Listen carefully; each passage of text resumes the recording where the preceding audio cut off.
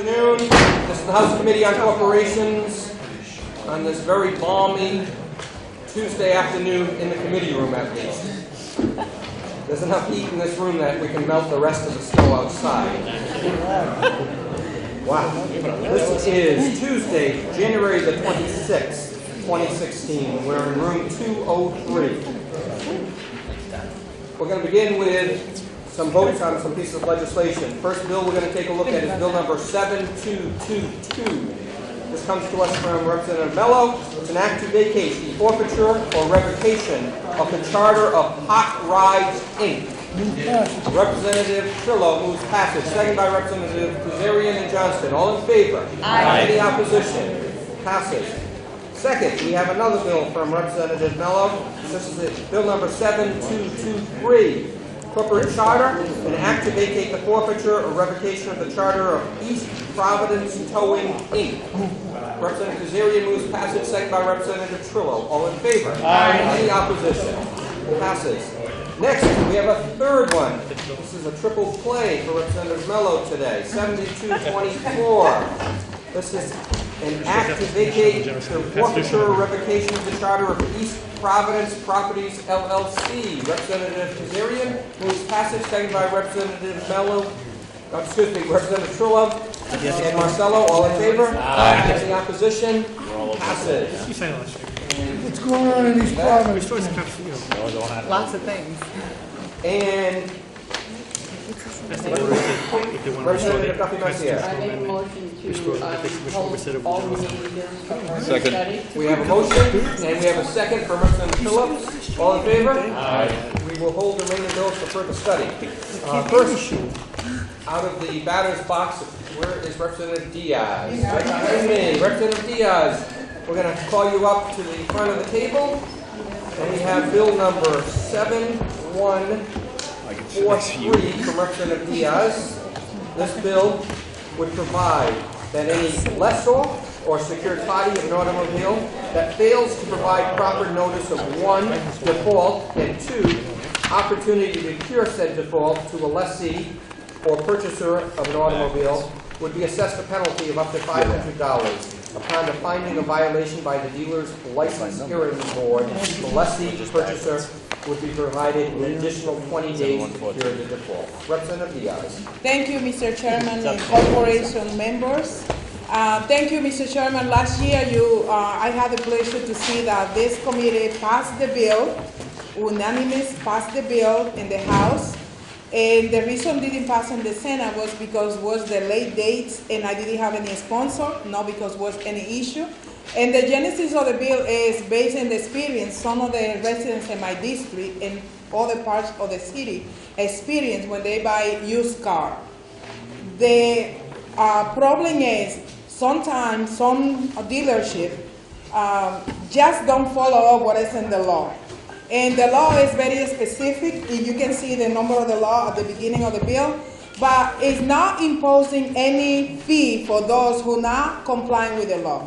So what the bill does is any customer didn't receive the grace period they're supposed to have from used car dealers, the car dealer has to remedy that situation by giving the time the law is say, and also the law imposed $500 for that. So it's a great bill. It's not affecting any new car dealers because I checked with them last year, and it's just for those who are not following the law. I hope the committee passed again as they did it last year. Thank you. Thank you. Any questions? Thank you, Grace. Thank you.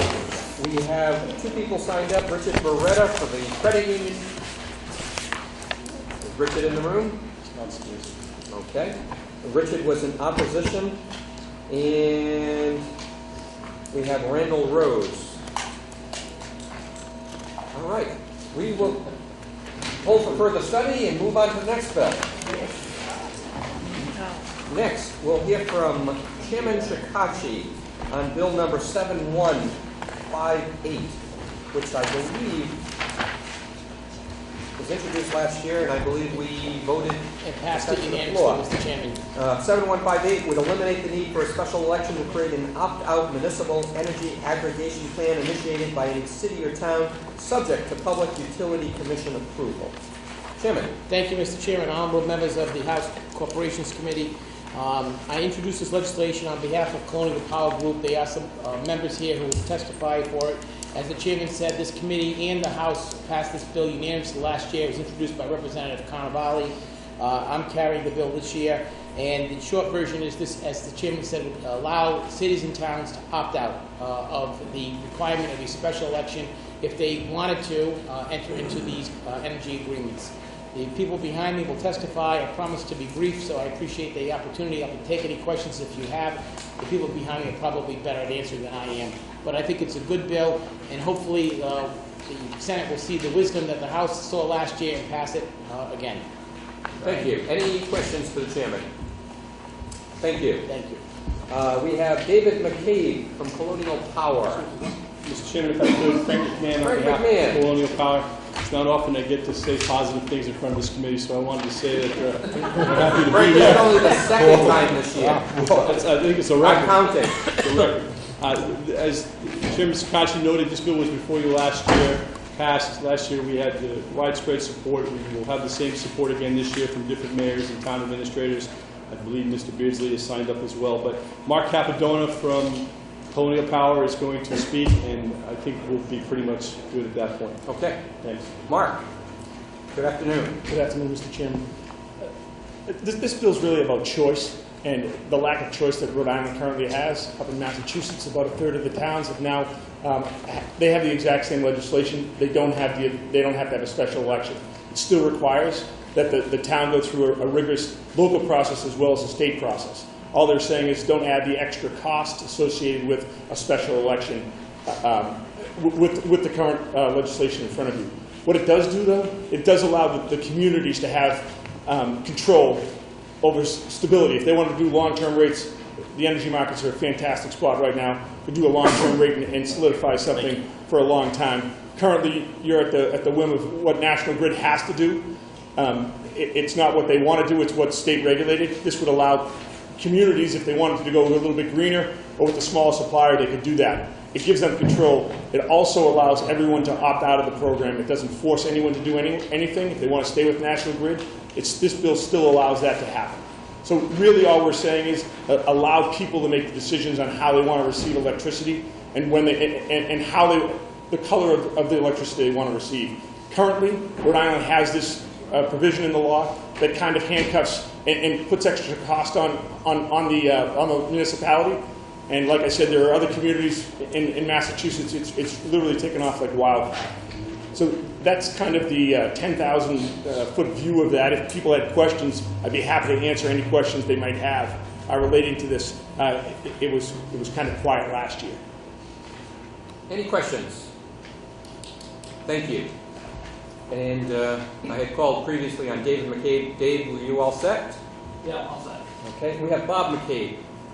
Bob, just want to say hello, and I didn't know if this is a resurrection of Narragansett Electric. I'm just barely resurrected, but I just will say, when we passed this deregulation years and years ago when I was still working, the intent was... When I was to have- here. Yeah. It was 17 or 18, 19 years ago, but, and I know I've been retired for almost 18 now, so the intent was to have aggregation. Basically what has been done in Massachusetts, where most people would in fact use the power of getting together and having it done by communities. That's how it works in, and I happen to live in a town up there. I live both in Wickford and in Massachusetts, and the town in Massachusetts has this and in fact saves a ton of money for its customers. You don't want to stay with whoever the aggregator is, you can go with anybody else. If you want to get a better deal from getting a mailing, you can assess that yourself and do that. But most people don't. The average person just doesn't look at it.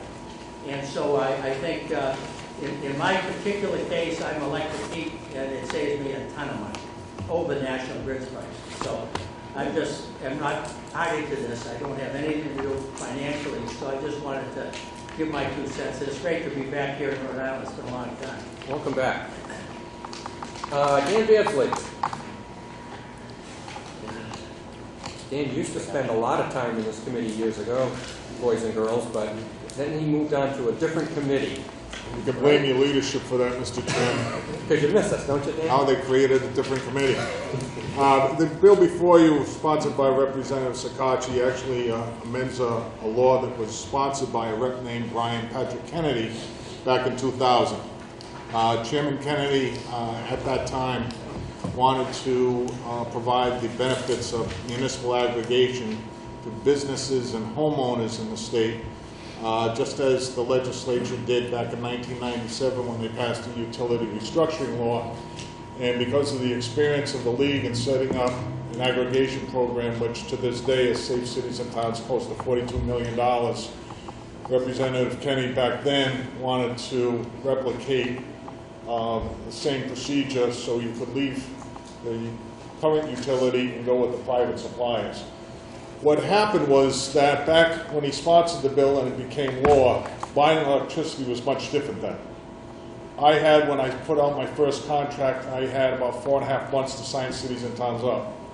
Today, and I'm on my 5th contract, when I put out my RFP to different suppliers, I have to have a written commitment from every municipality that the day I sign, they are committed for the duration and the price for that electricity.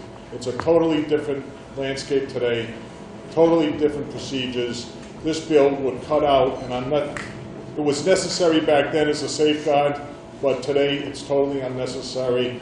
You cannot buy electricity or set up an aggregation program for businesses and homeowners under the current law without the removal of the language that's you're being asked to remove. So I'd be more than happy to answer any questions. Any questions? Very good. Dan, thank you so much. That concludes testimony on this bill. We're going to hold it for further study. The next bill we're going to take a look at is Bill number 7007 from Representative Tabone. Also, he had Bill number 7164, and he has withdrawn that bill. So 7007 is an act which would enable any city or town by ordinance to regulate the opening of the presence of the location and the operation of any massage business or parlor or business offering massage services within the municipality. Representative Tabone. Thank you, Chairman, and thank you, members of the committee. I'm here today to talk about in support of this bill because the city of Pawtucket, along with other cities and towns in Rhode Island, have taken the measure of being able to regulate massage parlors in their neighborhoods and cities. The premise is the fact that Rhode Island, as we reinvent ourselves, we're looking to create a clean and desirable image, and more importantly, the image that we want to give, or the reputation we want to have, and what we want for our children and our communities to have the pride. But when the city of Pawtucket decided to regulate this, we came across an issue that would not allow us to enforce it and maybe leaving us vulnerable to possible lawsuits from the members of these businesses. What we're looking to do with this particular bill is to give cities and towns the opportunity to pass by ordinance, if passed by ordinance, to regulate and authorize and regulate massage parlors if they so choose. This would take that back and forth away, the Pawtucket experience, if other cities and towns are looking to do it. And more importantly, right now, the Department of Health is who regulates this. And if the police departments locally are the ones who are going to go and enforce it and are going to be in the front lines, I believe we should expedite the process if it's going to be inevitable that they're going to go and do that. So what this bill does is just, again, shifts that to cities and towns to be able to do this faster and not have to go through all the different steps from the bottom up. So I ask that you please keep this in mind. And again, as we try to regulate this, we're looking to end the exploitation of women, sex trafficking, and any of our family members or children being exposed to this in our neighborhoods. Thank you very much. Well, I guess that was a play on words, regulating from the bottom up for massage parlors, but we get your drift on this one. Any questions for Representative Tabone? Thank you. So we've got several witnesses on this. So first, we have Major Paul Caterina from the Pawtucket Police Department. Mr. Chairman, we have the policemen here, but they're going to be here to answer questions. Okay. All right. If you want, I'll speak for the city. Okay, then Rich, we'll let you, Rich Goldstein for the city of Pawtucket. Mr. Chairman, it's an honor to be back before Corporations Committee. I was also a longtime participant in hearings here until they moved us out. So I'm very pleased to be back. This bill, the massage parlor issue in Pawtucket, there are two really main issues. Making sure that the massage parlors are run legally, and two, that the people who are doing the massage are doing it in a way that don't provide any health problems for the customers. We have several massage parlors in the city of Pawtucket. Most of them do a fine job. They do a very legal job. But in order to do massage in Rhode Island, you're supposed to have a license from the Department of Health. A lot of these places already have those licenses, but some places don't. Some don't just because they didn't realize they're supposed to have them, and others for other reasons, which if there were questions, the police officers could answer better than I can. But we want to make sure, because if someone does massage and they don't have the license from the state, which requires education on how to do massage, you could do some real serious damage to the people if you put pressure on the wrong part of the body, on the neck, certain parts of, like behind the knees and the elbows. You can do real damage to people. So we want to make sure that everybody is licensed and educated on the proper way to do it. Plus, we also want to be sure that it's being done in a manner that is helpful and something positive for the city. We want to make sure that the people in those places are not doing anything illegal and are not doing anything that exploit women in this city. And so that is why we want to do this. The state currently licensed massage therapists. It does not regulate massage parlors. Okay? And that's what this bill does. We want to regulate the massage parlors. So if they are not doing, if the people in there do not have their state license, we can require them to get it, or we can shut down the places or fine them for acting illegally. That is our intention. And if there are any questions, there is a resolution from the council, which I've given to the clerk. We do have a member of the city council here, Councilor Kendo, who wishes to speak on this, and we'll be glad to answer any questions you may have. All right, so we do have a copy of the resolution from the city of Pawtucket on this. Rich, since you mentioned that the Department of Health is currently responsible, I guess, what, inspecting? They license the massage therapists, the individuals, but not the massage nothing at all with the parlors. Okay, No. so they have not weighed in any way, shape, or form on this No. legislation. Okay. Any questions for Rich? Representative Trillo. Why would we have a state, let's say a bill that would say that we give the right to the Department of Health to license massage parlors according to rules and regulations that they draw up? Because aren't they better equipped to put the specifications in? They license hairdressers, they license all those other places. Actually, they had it up until 2013, and then the General Assembly eliminated that license. Maybe it should be put back. Well, the reason that we think the cities and towns should do it is because it's the cities and towns who have the policing ability to go in there and check on these places. The Department of Health just doesn't have it. And it's our zoning offices. If we are the licensing authority, our zoning officials can go in and check and make sure. And if there's illegal activity, our police officers can go in and make sure. The Department of Health just doesn't have the ability to police it But as the there's no cities and reason, towns. if it's a law, that your police department still can't go in and police it. If they know the criteria that's in the law, that the parlor has to follow. I mean, it's still a law. The police departments enforce laws that are not created in cities and towns. I understand, but the zoning officials and the zoning departments usually do more on the city ordinances than they do on the state laws. And it's the zoning officials who are going to do the bulk of the work on these inspections if it's under the city and town ordinance. Any other questions for Rich? Thank you, Rich. Thank you, Mr. why- Chairman. Why don't we hear from Steve Brown from the ACLU in opposition? And you should have a copy of the letter from the ACLU in opposition to this bill. Steve?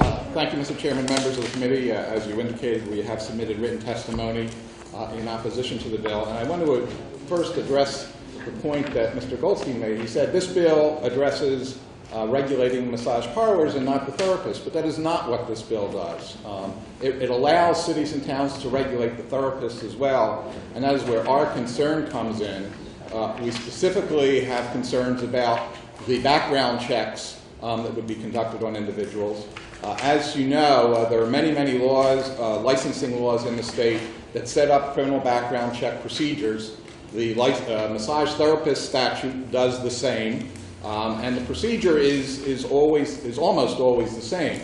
Criminal record check is done. It is checked against particular disqualifying offenses, and then the individual has the opportunity to contest whether they should still be qualified for the license. That is in the law now. It's on page 2. You can see the procedures. But what this bill does is allow cities and towns to ignore that, come up with their own procedures, allow them to decide any criminal record can be a disqualification for having a job. And I'll just, page 3, lines 11, it is notwithstanding the above. And the above is the criminal record check procedure. We don't think cities and towns should be able to go beyond, be more restrictive than what the state law already does. As I mentioned in our testimony a few years ago, this legislature passed the so-called ban the box legislation to try to restrict how employers can decide whether somebody should get a job based on an irrelevant or long, very old criminal record. This would allow municipalities to do that for this particular occupation. We don't think that's appropriate, and for that reason we oppose the legislation. I'll be glad to answer any questions. Representative Marcello.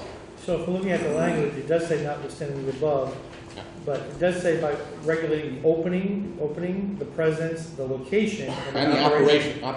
So you interpret the word operation to mean the ability to Absolutely. license the massage therapist. Yes. So assuming that you're correct, what if it said instead of notwithstanding the above, the city or town council may, by ordinance regulation, not inconsistent with provisions of this ordinance, not inconsistent with provisions of this statute, 20.8-3. That might be. That would say that, right? Other questions? Thank you. Representative Williams? No, actually. Over here, we have a question. Any other questions for Steve? Thank you, Steve. Thank you. Let's hear then from Councilwoman, it's Sandra Cano or Cando? Right. Hi. Good afternoon. Good afternoon, members of the Committee of Corporations. The reason why I'm here to testify in favor of this bill is because as a City Council member, I hear from my constituency all the time.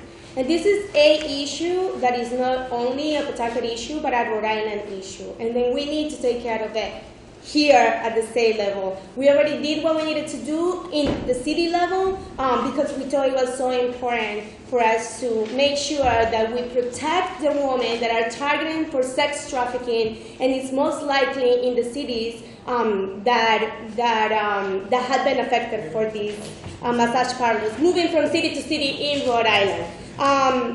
I have calls from residents saying that they see these places open and see affluent men coming into these businesses at late hours of the night. We also have some record from the police department where they have found that there's some illegal activity coming up from these places. So our intent is really not to make this a burden for the business. Our intent is to close those businesses that are no good for Pawtucket, that are exploiting the women in our city and are targeting the low-income minority women, specifically for sex trafficking. I also want to mention that in October this past year, I had the opportunity to go to Harvard, and while I was there was a live CNN broadcasting of the Fly for Freedom project. So I would encourage all of you to see this, because this is not only a Rhode Island issue, but also a United States issue. And I had the opportunity to net and to talk, and I've been in communication with the U.S. Ambassador of the Combating Trafficking in Persons, which is Susan Kopesh, and then she has the opportunity to talk to me about the issue that is happening in Rhode Island. And she's going around the state to see if they could, as different states actually approve enabling legislation, so we can make sure that we go and close those businesses that are having that illegal activity. So I encourage you to look at the CNA Flight for Freedom project. You will see with data how they are targeting the minority women and they are exploiting these women. This is, for me, this is a human trafficking issue. This is an issue that we need to protect our citizens. It's a public safety issue. And the city of Pawtucket took this with a lengthy process very seriously to make sure that we close and we enforce those businesses that are not showing that they have the professionals actually doing these massages at these massage parlors. And they also have advertised in websites that are actually that they provide sexual favors. So this is not something that they do undercover. They actually advertise these places. So that is not a business we want in Pawtucket. I hope that this is not a business that we have that we want in the state of Rhode Island. So I encourage you to pass this enabling legislation to make sure that we not only protect the women, but also our residents in the state of Rhode Island when it comes to that public safety issue. And the last but not least, I also wanted to mention when it comes to the opposition, when it comes to license to only the professionals. So we as a city are not opposed to have actually the license for the establishment, which would allow us to go and make sure that if we do know that there is illegal activity going on there, we could enforce the law and close the business. So if it is an issue to have the license for the person or the professional as itself, we do not have a position, and I'll be happy to introduce a ordinance and then just to correct that in the city level so we could have the establishment's license, not the person per se license. So I'll be happy to take any questions. This is dear and really I'm very passionate about this issue.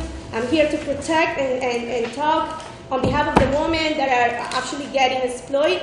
I do believe that we need to do something as a state. So thank you so much for your attention, and if you have any questions, I'm happy to answer them. Any questions, Representative Williams? Thank you, Madam Councilwoman. The question that I would like to present to you as well as the sponsor, would you be opposed to the change that Steve Brown suggested with regards to section, what was it, Michael? That Representative Marcello also pointed out? I don't think we will. We're certainly willing to work on language Right. if there's issues like that. We're certainly willing to work on it, whether it's that particular language or the language to get rid of the fears and concerns that others have expressed. Yeah, it is certainly a concern, especially in the minority community, when, in fact, far too often, you know, not only in the minority community, individuals at age 17, 18 act a fool. And when they are 28, 38, 48, it comes back to haunt them. So we would certainly want to make sure that that would be addressed in this particular bill. And if there's no opposition by the sponsors and the individuals that are in support of it, then it's good to know. Thank you, Representative. Actually, again, the intent of this business is not to take any control whatsoever. It's not to go and give a business any burden. We actually want to make the city of Pawtucket more welcoming to business. We're working very hard on that. This is really, the intent is really to close those that are doing the illegal activities. Like, that's the only intent that we have. We don't want to make these another step. So yes, if we have to work on language, we'll be happy to. And Mr. Chairman, if I could just say one thing. We've got, in the clerk's office, we've gotten people who've come in who are glad because they run professional businesses and they want them licensed. Absolutely. Because they don't want the reputation of being in line with these other places. So they're happy to see licenses that require them to. So Rich, have you seen the letter from the ACLU? No, I have not. We can get you a copy of that so that you can glance at it and hopefully we can come back with some type of Solicitors amendment. here, I'm sure we'll sit down and work it Okay. out. Representative Trillo, then Representative No, Marcelo. it's more so of a statement. I mean, I don't know if you want to contradict my statement, but this looks like you're treating anybody that offers massage as a sexual person. And I think there's a lot of legitimate masseuses and massage therapists. So we're putting everybody in that category with this legislation. Okay, so if I may answer to your concern, yes, the way that the ordinance was passed is that so we have to actually request documentations for every massage parlor, that actually the ones that are doing the right thing and the ones that are doing the illegal thing, because we couldn't just pick and choose. So the ordinance needs to be across the board. So you're absolutely right. We're not intending to close or to actually put a burden to those that are doing the right thing. Just like Rick said, they actually were very happy, and they were actually the ones that responded right away that they are in compliance to what we asked them to do. So the ones that are actually not happy about this are the ones that are doing the illegal activities. So I agree with what you're saying. It's not that we want to make sure that But the legislation doesn't single that out. It's, to me, everybody's in one pot, and they're all going to be treated the same. So my question to you is, how would we be able to enforce those that are I doing already illegal? think you know it's illegal activity. I don't understand why police can't enforce illegal activity. We passed 5 years ago the Indoor Prostitution Act, where anybody that's offering any sex for money indoors is illegal. Up until 2 or 3 years ago that we passed that, it was legal. So how are they going to be better equipped to enforce this once we pass this? I'm not getting it.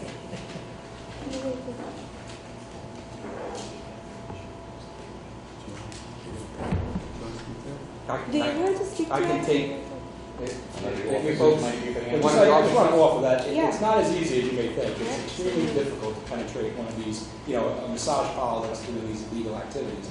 It's a covert operation, and it is very, just like with anything else, they've now stepped up their game, and it is very difficult to ask officers to go in But there. how would it be any easier with this legislation? I think basically we'd be taking the arm of the Board of Health, and if they're performing illegal massages, we'd be able to take action in a fine. If there's a masseuse on the premises without a license, But they're you can do operating that a right business. now. You can do that right now. You No, can walk you in and can't. say, if you don't have a license, you're out. You're closed. You're out of here. I've been involved in a number of investigations where it's an issue where we have to call in the Board of Health to come and assist us in the investigation. Well, then we need a different piece of legislation that gives you the right to go in and enforce what's already in the law as far as. Well, I think that's what this bill is directed towards. No, giving us. this bill is directed at total control over any business, where it's going to go, who gets the say of whether it gets permitted to go. It's entirely different. Representative Marcelo. Thank you. So the local ordinance that Pawtucket passed has been found to be ineffective to, what's the problem with your local ordinance? You don't have the enforcement powers? I don't understand. Do we have a copy of the local ordinance? Yeah. The issue is the enabling. Right. So it's not We have illegal. enabling So it's illegal because it wasn't authorized. Well, our hope is that the General Assembly will bless what the City Council has passed Right. at this point. I mean, as the attorney for the city, I'm always concerned when we create a licensing scheme without an enabling legislation. So we have the ordinance in place, but the question is, Do you what have the effect authority? can we enforce that in the absence? And in your ordinance, which if you leave a copy with the clerk, allows you to, what, suspend a license, close your place down? That's Yeah, what I mean, but there are certainly steps in the process. Yeah, right, This right. isn't just a walk in and you're closed. I mean, there is due process, like in any licensing scheme, that the General Assembly over the years has given Pawtucket the ability to license certainly a variety of businesses, from liquor license to victualling house, et cetera. So has any massage parlor that has been challenged the validity of your ordinance, saying that you don't have the enabling, it's illegal, you don't have. We are presently in the midst of a battle where some of these establishments have challenged it, and that is an issue that has been raised. And could you identify yourself since? Yeah, I'm sorry, Frank Milo, city solicitor. Frank Milo? M-I-L-O-S. Thank you. I know solicitors get to see each other, but we don't necessarily know all the solicitors, so. Were there any questions for Frank on what he shared with us? Any other questions for the city councilwoman? For Rich? For any of the majors? All right, thank you. Thank you so much. We had Joey Lindbeck from the Attorney General's office. They are in favor of this. They're not going to be speaking or offering testimony. So with that, we're going to hold this bill for further study, and we're going to see if Representative Serpa is in the other room. I thought I saw her walk through. So we're going to take a look at Representative Serpa's bill number 7166. 7166 is an act which would render void and unenforceable any motor transportation contract term indemnifier an indemnity from or against its own negligence, intentional acts or omissions in contracts entered into or renewed on or after the effective date of the chapter. Thank you, Mr. Chairman, and thank you, members. That's a lot of indemnifiers and indemnities. And I will explain the bill as very simply as I can. Of course, we have Chris Maxwell from the Truckers Association to make it even simpler. Basically, as it was explained to me, when a trucker or a shipper ships goods or products, he or she is responsible for the condition that the goods arrive in at the point of delivery. Over the years, and I think you have a map there, over the years, a number of states have found a number of problems with hazmat materials, as an example, not being packed properly or not notifying the carrier that he or she is carrying hazardous materials. So if they arrive in a dangerous condition, it would allow the truck driver, and I'll use truck driver because it's simple, I'll let you fill in the meat. It makes the truck driver responsible for the delivery of those goods when in fact he or she had no knowledge of what he was carrying or had no knowledge that it was packed improperly. So this would basically no longer make him or her responsible, and I'm going to let Chris answer your questions as to the specifics of what it doesn't do. Unless you have questions of me. Any questions, first of all, for Chairwoman Serpa? Thank you, Pat. Thank you. Okay, Chris Maxwell. Thank you. Representative Serpa, Chairman, candidate members of the committee. The Bill 7166 simply protects unassuming business owners, truck drivers, and trucking companies who may be victims of hidden and very damaging language that's often inserted into contracts by shippers. The language indemnifies shippers from liability for damages that many times can be traced back to their negligence. Some examples, as Representative Serpa said, are the inclusion of hazardous materials to a load without disclosure, which in essence causes a hazmat incident, a driver standing on a loading dock who was struck by a forklift operated by the shipper, or an accident caused by improper loading and securement of materials being transported, resulting in an accident. Simply, the legislation would provide blanket nullification of indemnification and place liability with the proper party. There's parallel legislation in the contracting community in Rhode Island, General Law 6-34-1, which similarly nullifies hold harmless language of construction in building contracts. And I have a copy of that legislation right here. So, in closing, so far 44 states in the country have enacted anti-indemnification language. The most recent one being Arkansas, home of Walmart, perhaps the largest shipper in the world, and for that matter, trucking company in the country. So they didn't have a problem with it. They saw fit to pass it in Arkansas, and I think that's pretty good testimony.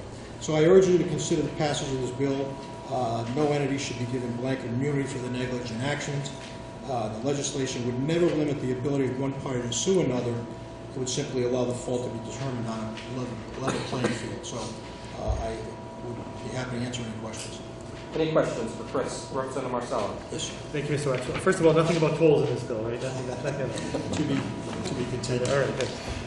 shortly after. So I'm curious as to how these contracts are negotiated. So if you're a big shipper like Walmart, and they contract with someone, one member of your organization, do they just say, here's the contract, sign it? Well, Or is there opportunity to The negotiate? difference here is, I go back to my days in construction, at the Amber Construction. We had subcontracts, and there was hold harmless language in there. That was a better scenario than what we have in the trucking industry, because I wouldn't say these contracts often are signed under duress, but a lot of them are usually signed in real time, on the move. So an unassuming owner-operator who doesn't have the time, the expertise to check that contract out would be in essence taken advantage of. So it would nullify that sort of. I'm curious though if there's an attempt by your association or your industry to say we're not going to sign a contract that has these type of languages in it. In other words, I'm always reluctant to pass legislation, and I know we have the same we legislate contracts. But if you're telling me that the negotiating playing field is so unbalanced that you need, from a public policy perspective, this kind of legislation, then that's a different story. That's the best observation. That's the best observation. So there's really no negotiation. We call this contract of adhesions. Here you go. Take it or leave it. There's another 10 guys waiting. Okay. All right. How many other states have this? 44 would be the 45th. And where does this language come from generally? Is this from your industry? Is there from our industry, the American Trucking Association's model language provider. It's a model bill. Okay. Any other questions? Any other questions for Chris? Thank you, Chris. Thank you very much. Randall Rose.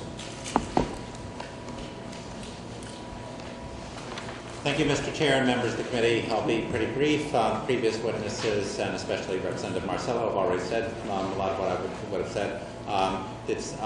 So this bill does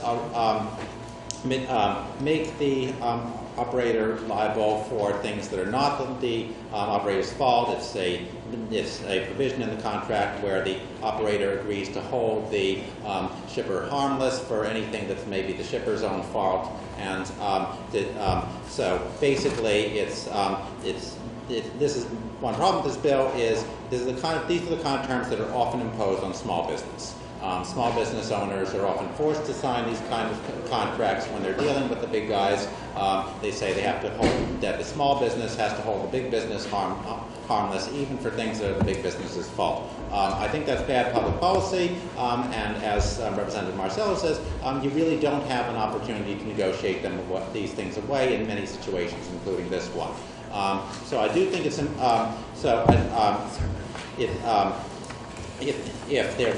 if there was enough competition among shippers and enough different shippers on the market that some of the shippers were being nice and offering better terms, then you might have a market working so that you would have a fair contract coming in. But we don't actually have that. So basically, this bill is going to be helpful to these small business owners who are operating the trucks. I think it should be. Things like this should be offered to other small business owners who are in a similar situation, who get these contracts imposed on them that they have no chance to negotiate, in which they are forced to assume liability for things that are not their fault. And I think that similar measures are worth passing, not just for business owners, but for consumers who often have these kind of terms imposed on them in the fine print as well, and often the consumers are not even aware of it. In fact, the average trucker probably is not aware of, I don't know about the average trucker, but many truckers are not aware of everything that's in their contract as well, because they're not lawyers, and unfortunately, small business owners don't have the time to be lawyers for everything that they have to sign. So I think this is a good bill. I hope it's taken as a model for future legislation, and I'd like to support it. Any questions for Randall?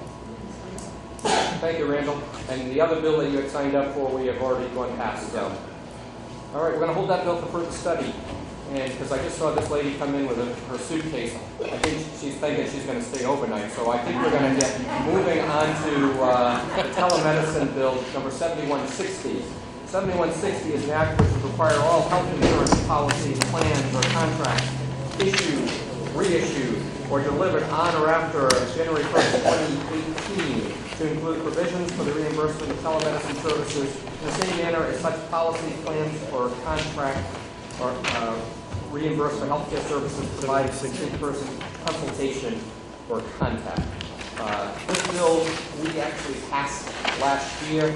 I think we're going to probably make some amendments to the bill because we've had some requests for further amendments to the bill. The model or the act that we have before us was worked on between the various parties from the medical society as well as the health insurers as well, and they worked very diligently on this.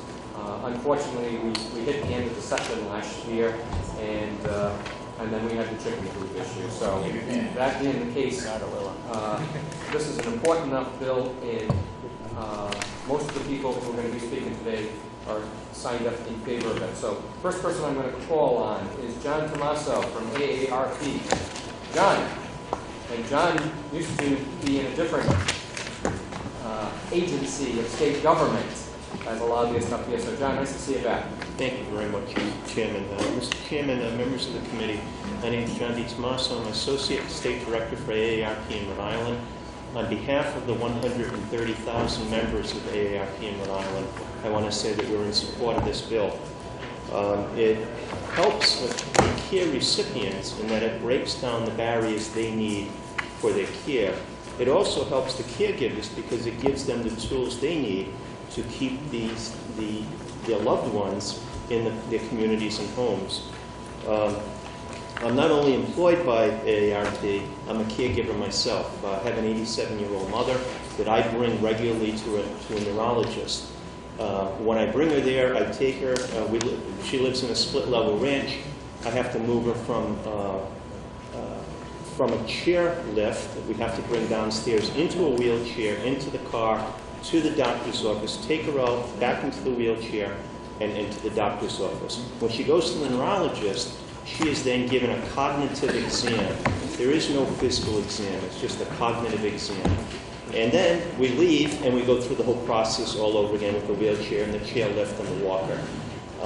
Wouldn't it be wonderful if people like this could be examined, have cognitive exams right in their living room by an audiovisual electronic device? Also, we have to consider that the baby boomers right now, the oldest baby boomers are now age 69 this year.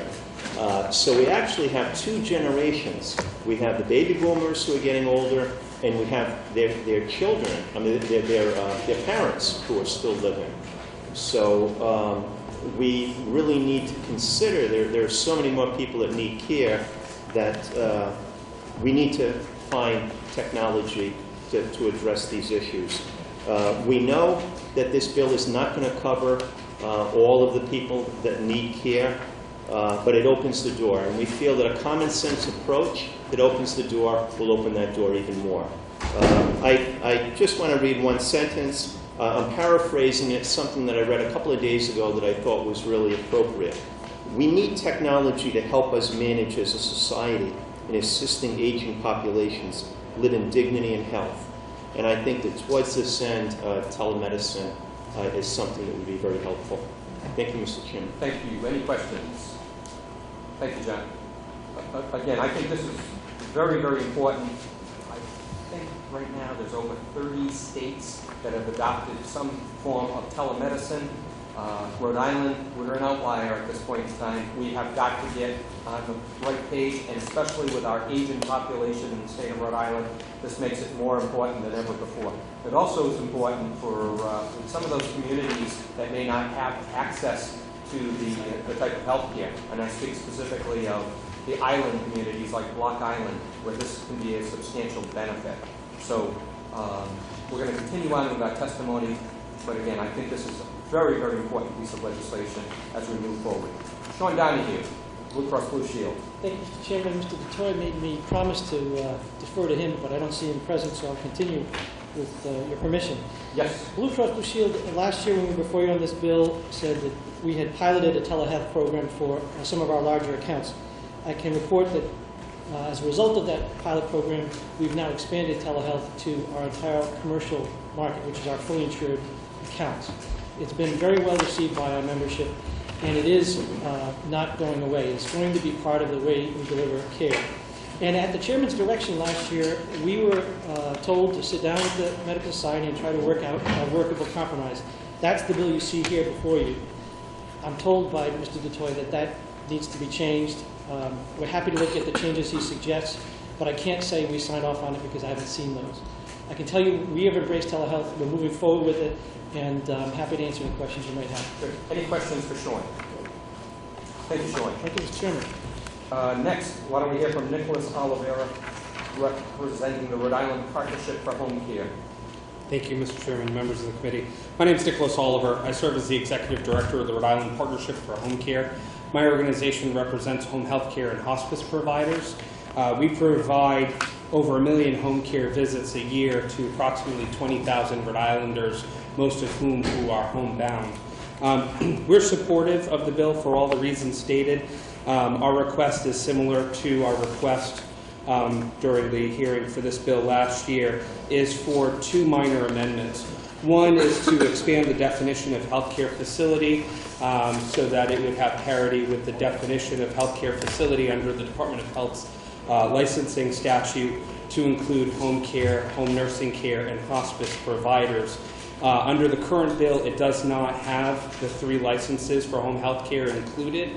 However, our population that we provide care for are frequent users of emergency departments and are more likely to use emergency room visits for issues that can be triaged by nurses through home care agencies.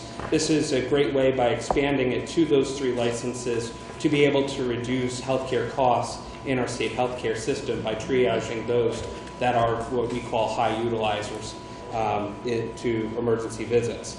The second is to expand the definition of health insurer to include all Medicaid programs that are contracted through EOHHS. Many of those super utilizers, as the Medicaid director defines it, are folks that are within the Medicaid population that could be triaged through a nurse practitioner or an RN that is employed through a home care agency versus having them contact a physician after hours at a higher expense to the health insurance companies or to the expense of hospitals, which are most likely caring for those folks through their uncompensated care or their charity care program. We believe that those 2 minor definition changes to expand for home health care and to expand it to Medicaid will help save the state money. And if we're talking about a population that already utilizes subsidized health care through the state, this is a way to save money by having them triage through a nurse, through telemedicine, versus having them go to the ER at a much higher expense to the state Medicaid program. Questions for Nicholas? And Nicholas's testimony is in your packet. Thank you. Next, let's hear from Ruth Bucci, an AARP volunteer, and I understand a former teacher of Representative O'Brien. He got an A+. Oh my goodness. An A+? Were you just passing him because you after 3 years of having him? He had to deserve it. Social promotion, social promotion. Okay, Mr. Chairman, members of the committee, my name is Ruth Bucci. I'm a volunteer for AARP, and thank you for letting me speak on this bill on behalf of myself and behalf of AARP. The main reason I support the telemedicine bill is because it may allow easier access to medical help that we all need, while at the same time letting doctors dispense their medical assistance through the use of technology. And today, more and more people are familiar and comfortable with technology. And so we can see our friends, using all the technology many, many hours of the day. And so now the AARP is supporting this bill to use technology in the doctor-patient communications. And the Telemedicine Coverage Act allows doctors and patients to use the technology where it's appropriate to see and talk to each other, even when the patient's not in the doctor's office. And telemedicine can be a tool, another tool for the doctor to help the patient stay healthy, recover from illness, or continue to live in the best way medically possible. And the barrier of distance is lessened, as John said. Real-time, two-way electronic audiovisual communications between the doctor and the patient can occur over miles. They can observe each other, talk to each other, ask questions, give explanations, listen, and gain understanding. And the patient is spared the hazard, difficulty, inconvenience of travel to the doctor's office when it's not needed that the patient go there to get help. The doctor may also benefit by having the immediate communication with the patient with the technology. And telemedicine facilitates the patient in getting medical attention and may allow a better quality of life. And telemedicine holds the promise of allowing all of us to get help for ourselves and our loved ones that we may not have been able to get in the past. And I appreciate this opportunity to speak, and thank you very much. Thank you. Any questions for Ruth? Other than, why did he get an A+? Great student.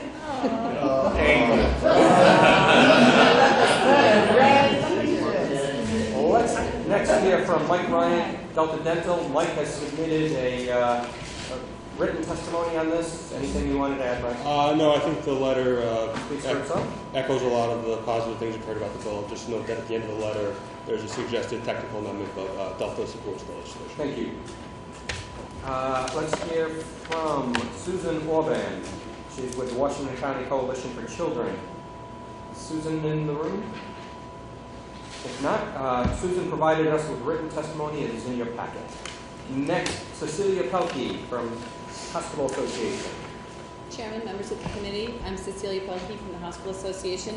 You have our letter. I will just be very brief. We support this. We feel it's a cost-effective method of delivering quality care. And we did some quick research this afternoon. Connecticut recently enacted a law at the beginning of this month. New Hampshire, Vermont, Maine all have statutes on the books. Massachusetts had a pilot and a bill working its way through the legislature. So we feel that it's time. Our board believes that this is something very important that we should have in the bylaws. Thank you. Excellent. Thank you. And Cecilia, I assume that you'll probably at some point sit with Sean and the other healthcare providers just in case you want to add any additional input on that. We would love to do that, Chairman. We also received, well, we've got Cecilia's letter in there, and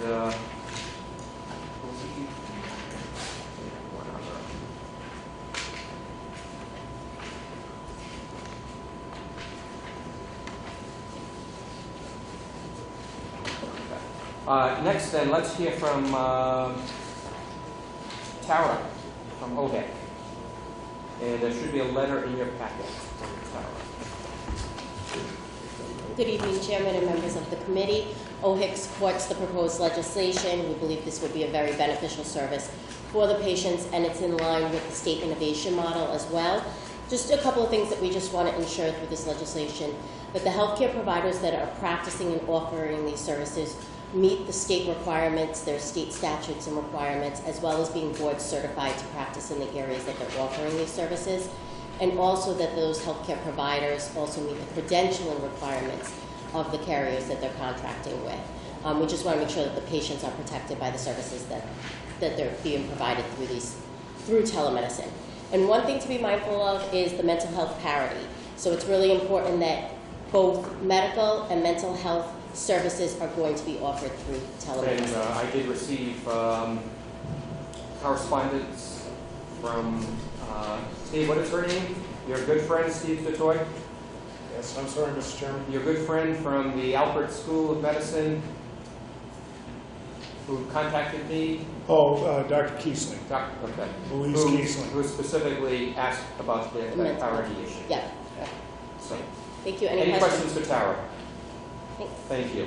DeToy, you're next. Thank you, Mr. Chairman. Steve DeToy from the Medical Society. Sorry, I may have missed my initial call. I was in Judiciary talking about hands-free driving, which somebody who commutes as much as you do, I'm sure you see that violation all along. Mr. Chairman, we thank you for putting this bill in, and we understand that we're coming before you to say that it's not as perfect as we thought it was last year. Some of the issues that Tara just raised, And I know Sean has already spoken to you. We spent a lot of time with them, and we're very appreciative of their efforts to work with us, but we think we've identified a fatal flaw in some of the language that we agreed to last year, so we're going to sit back down in the spirit of cooperation that was at the end of the last session on this bill. This time we're not going to wait till the last days of the session. I think we're going to meet tomorrow, aren't we, Sean? That sounds good to me. It would be nice to have something perhaps by the end of February. I would think so. Or we will have no agreement, and we'll tell you that. But I think there'll be an agreement. You hear that, Sean? Basically, we think that, and I had the clerk hand out a list of all the states that have already adopted telemedicine in one way, shape, or form or another, and those laws are... So how many states to join? 29. 29.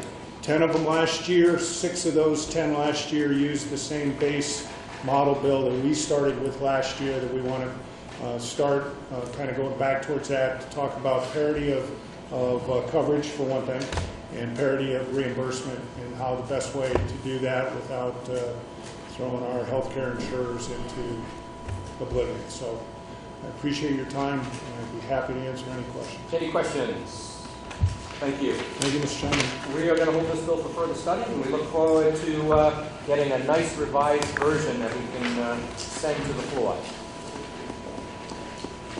Next, why don't we take a look at Representative Moran's bill, Bill number 7124, which is a bill that we've had before the committee in the past. This act will provide that municipal insurance companies that are subject to laws regulating insurance companies will be regulated by the Rhode Island Department of Business Regulation. Now, for the benefit of the committee members who didn't know this, Joe Torty is no longer working for the state of Rhode Island. Joe has retired. That took place in December. So we want to introduce, for the benefit of the committee, our new superintendent of banking and insurance, Beth Dwyer, who everyone knows. Beth has been legal counsel over at the DVR for so many years. So welcome in your new capacity, Beth. Thank you. And if any members need anything from DVR, please be happy. Very good.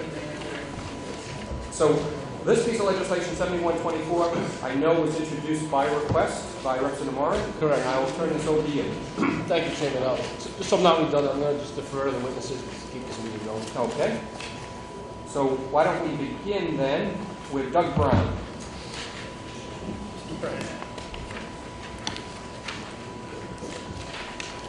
My name is Doug Brown. Thank you, Mr. Chairman, members of the committee. I am the president of Keogh Kirby Associates. We're the largest independent insurance agency in Woonsocket.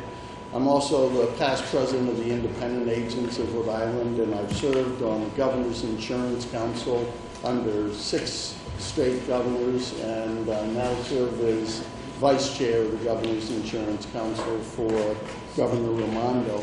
I'm here, however, as an active participant in the reform legislation and the systemic reform of the workers' compensation system that Rhode Island undertook back in the early 90s.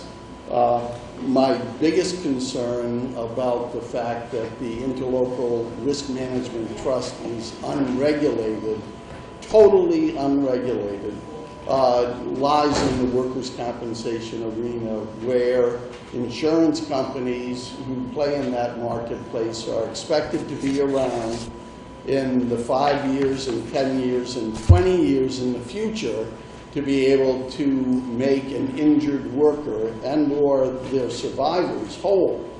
And the fact that the interlocal is totally unregulated raises concerns on my part as to whether or not they will be there in the future for those claims. I've said many times across the country that Rhode Island has the best workers' compensation system in the country. I'm very proud of that.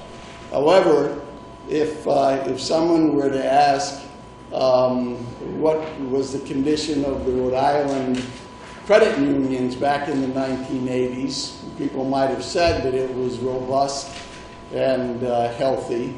we all know what happened there because of a lack of regulatory oversight. If the day were to come in the future where an injured worker and his or her survivors do not get paid, all my protestations about the success of the workers' compensation reforms and the success of the system would be for naught. I do want to spend just a second addressing the letter that you've all received from the Mayor Avedisian from the city of Warwick. In the third paragraph, he said, importantly, also, the trust is not an insurer. And at this morning's Governor's Insurance Council meeting, I did show members of the Insurance Council that the trust is issuing liability insurance policies, and yet they are holding themselves out to be not an insurer. If the trust were a non-admitted carrier, or let's say Lloyd's of London, there would be exculpatory language in bold print saying this is not covered by the Insurance Insolvency Fund of the state of Rhode Island. There is no language in this. The trust is totally unregulated. Additionally, as to whether or not the trust is an insurer, they have completed this form with the Department of Labor and Training.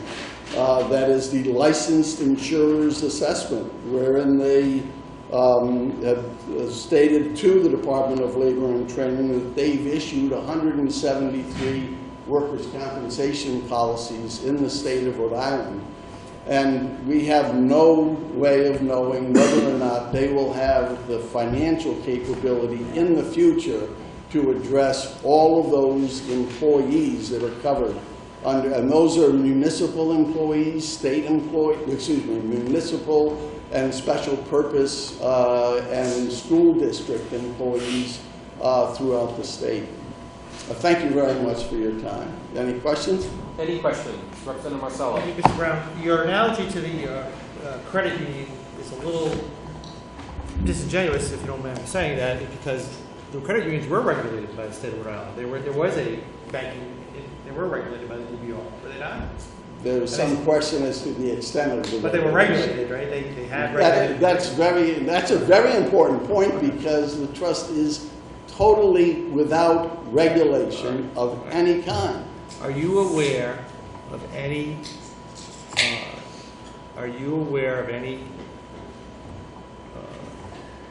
City or town that is currently insured by the trust, or indemnified by the trust? Let's use that word. Indemnified by the trust, in which they have been unable to pay a claim.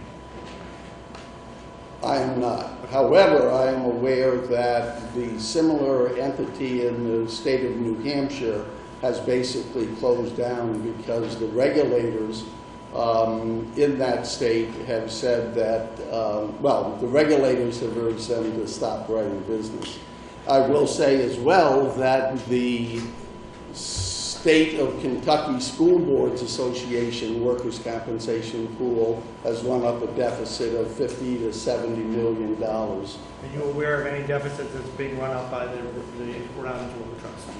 Well, they have financial reports, don't you? Pardon me? They have financial reports. They're audited, are they not? They are audited by CPAs, which is a different form of. Well, that's an interesting question, Representative Marcelo. They do file a report every year as required by 45-5-20.1C. They file that with the Auditor General.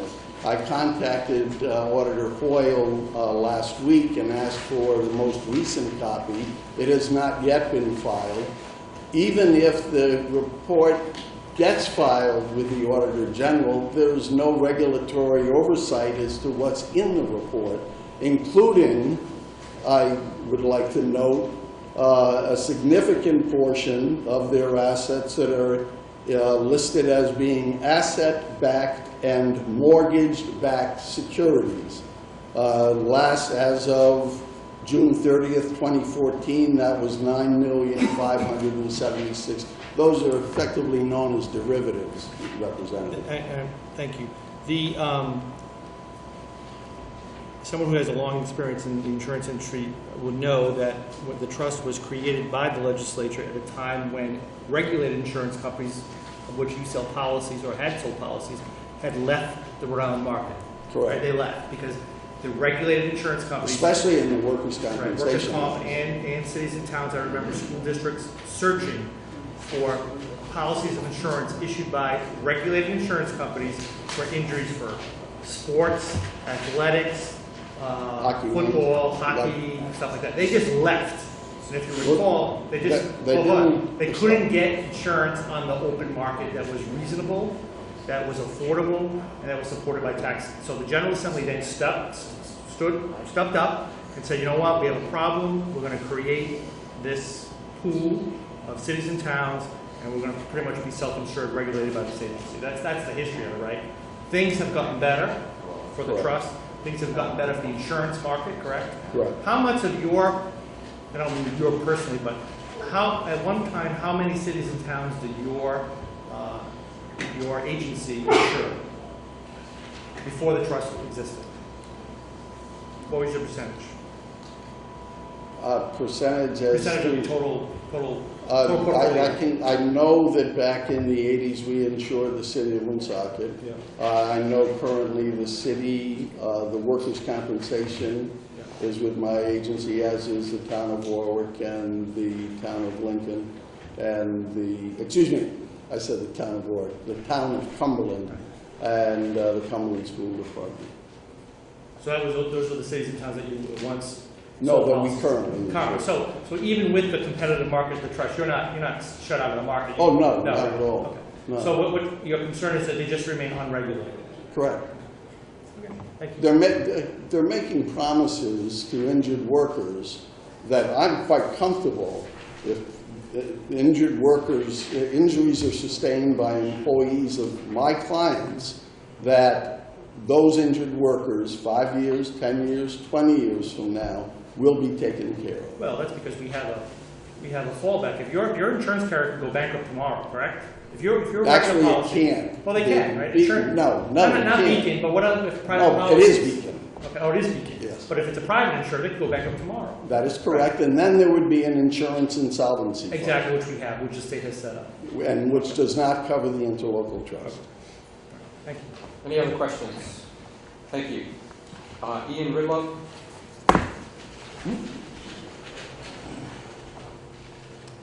Thank you, Mr. Chairman. I'm Ian Ridlon. I'm the Executive Director of the Interlocal Trust. I'd like to just point out for this committee's edification that we're talking about the trust tonight, but this proposed legislation actually deals with all the entities created under that enabling statute, which would also include RIMIC and the WB. But for right now, I'm going to talk about the trust because I'm the Executive Director and I can talk about it.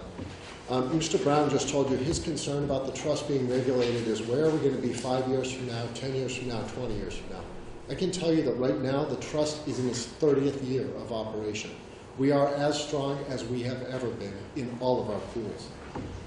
We have as members 36 of the 39 municipalities, 34 of the 36 school districts. We have over 50 special purpose districts.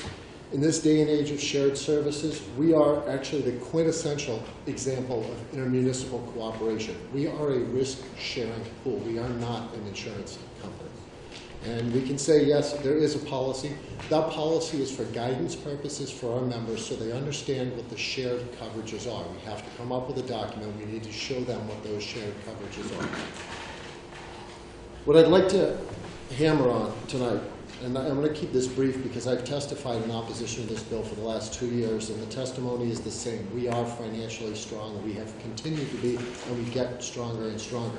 And in fact, the governor's office, the treasurer's office actually approached us about running an OPEB program for municipalities, which we have created as of 7/1. We opened for business, essentially.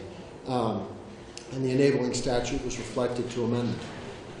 One of the things that's required under our statute is that we operate in an actuarially sound manner. We do that. All of our financials are provided to the Auditor General. Everybody has had access to, and in fact, they are in our annual report that comes to each and every one of you as legislators. You will see that every year when you get our annual report, and you will see how financially strong we are. Risk-based capital is a benchmark that's commonly used and understood in the industry. And just to give you an indication of kind of where things are, at a risk-based capital of 200%, you need to notify regulators of where you are. At 150, you have to do a corrective plan, and at 100, then the regulators will come in. Even though we're not required to do RBCs, our property casualty pool has an RBC that's twice what we would need to have in order to stay above just the reporting requirement, let alone any kind of regulatory action. So that's at what percent? We're at approximately 400%.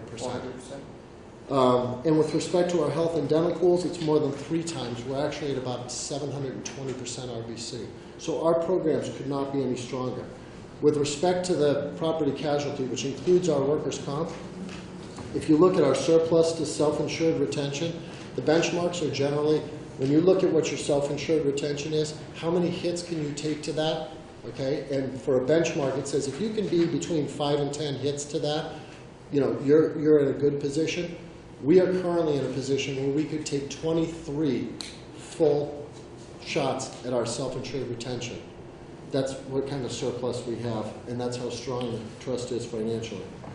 Regulation is going to have a significant detrimental impact on operations in the sense that it's going to be much more expensive to cities and towns who participate in this program. It would require that we substantially change our accounting methodologies from GAAP-GASB methodology to statutory. Rate filings would be required. Capitalized risk would have to be evaluated. We'd probably have to secure a rating. And all of those things are going to cost a significant amount of money. That money is going to have to be passed along to the cities and towns that own us, that are us. If you look at expense ratios of insurance companies across the country, most of them hover around 30%. The trust is below 20%. We are able to do that because we act as an intermunicipal cooperation group. We keep our administrative rates low. If we have to do things that are associated with being regulated, those are going to go up exponentially, and it's going to cost cities and towns. For all these reasons, we oppose this bill. There's absolutely no reason for the trust to be regulated. For 30 years, we have served the purpose that this legislative body asked us to serve, and we will continue to do so well into the future. I'm happy to answer any questions. Any questions for Ian? Ian, by statute, you're only allowed to sell within Rhode Island, right? Rhode Island cities, your towns, fire districts, school committees, libraries. You're not selling to ABC Corporation. You can't. It's only the eligible entities that are defined within our enabling statute. And then an issue of bankruptcy, if you were to go bankrupt, I assume because you're a creature of the legislature, you'd be backed by the full faith and credit of the state of Rhode Island. Not only that, but each one of our member owners would basically make it whole. And unlike a normal insurance company where you've got a bunch of policyholders that are out there, the cities and towns own us. They have taxing authority. They would have the ability to make sure that everyone is made whole in the extremely unlikely event that we had any financial circumstance. Thank you. Any other questions, Representative? Ian, are you subject to the open meetings laws? We are subject to, we're not a public body as that term is defined under the Open Meetings Act, but we have always made our records available to anybody that's asked for them, including our financials, which we give to the Auditor General, which the Auditor General then makes available to the public. Any other questions? Thank you. Beth, did you? At this point in time, just refresh the memory of the committee members exactly what DVR's role is in this. I remember last year, former Superintendent Torti had said, if you want us to regulate, we'll be happy to regulate. But as of right now, what kind of responsibilities, if any, do you have? We have none at all. Okay. And if we could absorb it, if the legislature wants us to do it, what Ian stated is true. If they were insured, they would have to file a statutory blank, which is different than the GAAP accounting they currently do. We've never audited their financial statements, so we don't know. You would have policy-informed review as well. We try to keep the costs as low as possible, but they would be subject to whatever any other insurer was. I think last time you were here, we testified about this section D within the statute. That was put in by DVR, was it not? Wasn't the trust sending you reports? They were sending us reports, yes. Actually, so we asked them to stop sending them because we can't audit first of all, they do GAAP accounting, and without any ability to look at the report and do any regulatory, we just felt that it was in the statute looking like we could do something when we couldn't. And so there was So clarifying either- language in the statute, put into the statute. Yeah, well, our position was either we're going to regulate them or we're not going to regulate them, but not something in between. And so that the language that we're amending was language that was put in at the request or at least the urging of DBR, so there would be no confusion whether or not you regulate or not, correct? I believe so, yes, Okay. yes. So that was. Yeah, I think there was some original language that they were to file their documents with us, but we didn't regulate them, and we did request that it be clarified that we don't regulate them, and we would prefer not to have the filing if we didn't have any authority. All right, so, thank you. Any other questions for Beth? Thank you, Beth. Thank you. Next, let's hear from member of the Board of Beacon, George. No, I'm not, but Used to be. I used to be for a long time. For a long time. How many years? Mr. Chairman, members of the committee, on behalf of the Rhode Island AFL-CIO, I'm here to wholeheartedly support this legislation.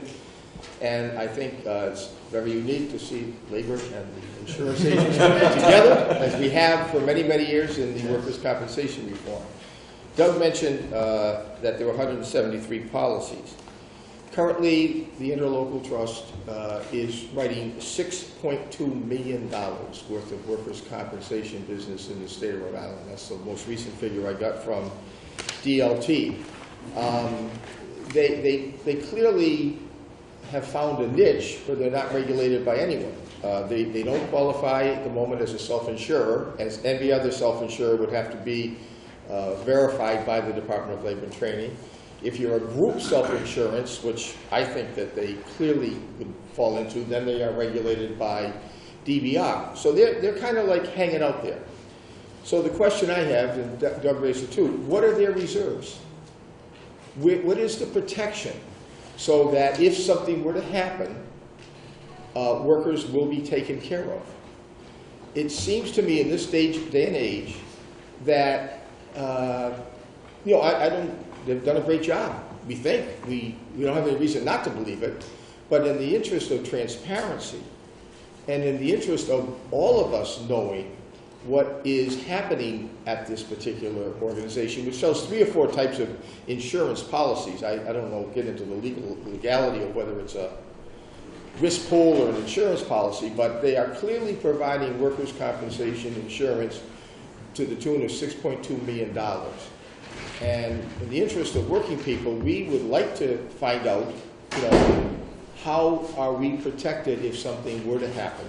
We don't want something to happen. We don't want to be in a situation where we find out somewhere down the road that we haven't been looking, or no one's looked at this organization, and then the cities and towns or the General Assembly would then have to step in. I call your attention to an interesting section of the present law, which says in the bottom of page 2, where it's number 2. It says, it will be deemed to be exercising public and essential governmental functions of the state of Rhode Island. If that's the case, then why isn't somebody taking a look at this organization and making sure that it's regulated? I don't think that there's anybody who is testifying in favor of this legislation that in any way, shape, or form wants to put this organization out of business or existence. That's not the point of it at all. It's like, let's get ahead of the curve, let's make sure we have transparency, and let's make sure that they are playing on the same level playing field as everybody else who is regulated and is watched. So for those reasons, I would support passage of this legislation. Thank you. Any questions for George? Representative Marcello. Thank you, Mr. Meade. So I'm all for the, transparency. I think that's, you make a good point, but this bill goes a lot more deeper than transparency. I mean, if you want us, if the legislation would require them to show us their reserves, report the reserves, whatever, that's a whole different issue. But I think you heard the testimony about why they are not regulated as an insurance company, because the insurance regulations that we have would require them to do a lot more different reporting, maybe even increase their reserves, which ultimately are paid by the taxpayers who fund these policies. Right. So kind of, so, I mean, this is kind of like whacking them with a sledgehammer when maybe a tweak is necessary. Well, I would disagree with you, because you've got employers who buy their insurance either one of two ways. Either they go to an insurance company or they are self-insured. They're regulated. They have to go by all of the rules and regulations that DPR has set up. So we have this sort of like over here in another planet, the interlocal trust writing $6.2 million worth of insurance, and they don't get to play. They don't have to play by the same rules that everybody else does. Now, taking your argument, let's get rid of regulation for the insurance companies, and the employers will all save money because they won't have to deal with that regulation issue.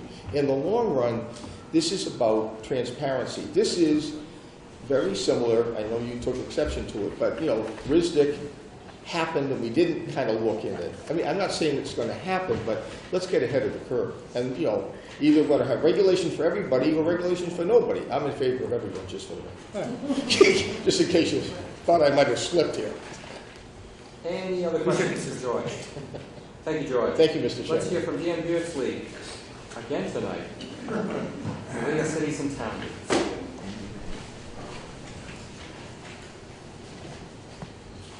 Wait a minute, Mr. Chairman, I'm trying to get my balance here. People have been talking about level playing fields. They have very short memories. League of Cities and Towns created the trust. Created the trust because there was an absence of affordable workers' comp insurance and companies that were willing to write the policies for cities and towns. He created the trust because certain private companies, many of, like Keogh Kirby, tried to gouge the communities in their desperate attempt to find coverage for their employees. He talks about level playing fields. When the trust was being created, it was a rocky road at first. Certain insurance company known as the Beacon did everything it could to thwart the efforts of the interlocal trust because it was afraid of the competition. It was afraid of allowing what the legislature created, a member-owned, member-operated self-insurance pool, to assist its fellow members, its fellow cities and towns. I believe George was on the board then. Probably been on the board for 30 years. So, I think it's disingenuous to talk about level playing fields when in actuality, many of the private sector companies would love to see the trust go out of business for obvious reasons. Someone once said, if it ain't broken, why fix it? I think the trust has a proven track record. You heard the numbers in terms of membership. The trust sends out its annual report to each member of the legislature. The financials are contained on the back page.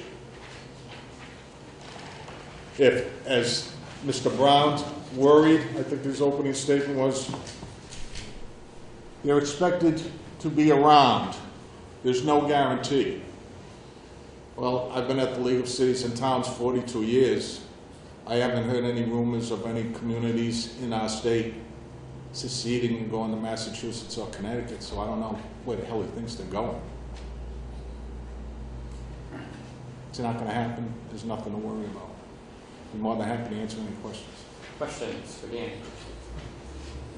Thank you, Dan. Is it Jenna Topalian? Joan Topalian. Thank you for having me tonight. I came after I got notice that Representative Moran had a bill last year. I didn't know about it, but someone from the state gave it to me, sent it to me. They made me aware. I notified Representative Moran, and I agree this should be passed. Now, everyone states about workmen's compensation. What about when you put a claim to a town or a city and the trust comes in and all the truth is right in front of them, right in front, documentation, the truth. Everything, even I brought in a construction company from Connecticut when I asked many construction companies of this state to come in to assess. I received 0. I called Connecticut. Connecticut! The man came a half an hour. According to Rhode Island, half an hour is a long way to go. You know, even 10 miles. He came down and he did a free evaluation. What was to be done? And the towns and the cities, we're getting off that subject because it's too entailed. It has been since 2005 to 2016 that I've been working on this. Many years. It's called zero return. And I don't get paid for this. I am livid. I'm not aggravated, I'm not frustrated. I do positive. Now, when this bill came, I said, absolutely. Because the question I had, and I forgot to ask the gentleman there, because I get concerned, you know, I'm not a public speaker. How many claims were paid out to all the people in the towns or the cities that had valid claims that their land or their house was affected? How many claims? I didn't get an answer when I notified the trust. I didn't get an answer. Maybe I didn't wait for it because I talk a lot. I'm Italian. Now, it's been since 2005. I feel like now I know how the Indians feel when they had to protect their land against, imagine, I have to protect my house, my land, against the surrounding town. I'm not going to say, you know where I live. Now, I have been more than honest. I didn't bring my mother's Bible with me. I have told the truth, and I don't like to be called a liar. I don't like it. I'm a nurse of 54 years. Every floor at Rhode Island Hospital, PD intensive care, adult intensive care, medical intensive care, CCU, Brigham and Women's, VNA, Dwight Detention Center, in charge of the prisoners. Also, excuse me, a United States patent, that's just one. And the prisoners when they had whatever. And also Charlesgate, clinical manager. I know what I'm talking about. I have worked on this since 2005. The question I had for the trust was, because the town, if there's two people, one's lying and one's not. I don't lie. I give the truth, documented, pictures, documentation, even went as far as DEM. All right? United States EPA, over all these places called the senators. I'm getting off the subject. I believe in this bill, and it should be done. Because I am livid. Representative Warren. What was your claim? I'm sorry. What was the claim? My claim was, since I live in Narragansett, that everyone thinks you can live in Narragansett, it's the ultimate. What is wrong with East Providence, Cranston, Providence? I went to high school in East Providence. Okay. What's wrong with East Providence? Your claim What's was wrong? Narragansett? I live in Narragansett. And what was the claim of? 2005. The passed away the town manager, Lugins, Mr. Lugins. Okay, very nice man. My daughter acquired the house in 2004. He came to the house. He saw the house with the head of highway. I say it lightly. Head of highway.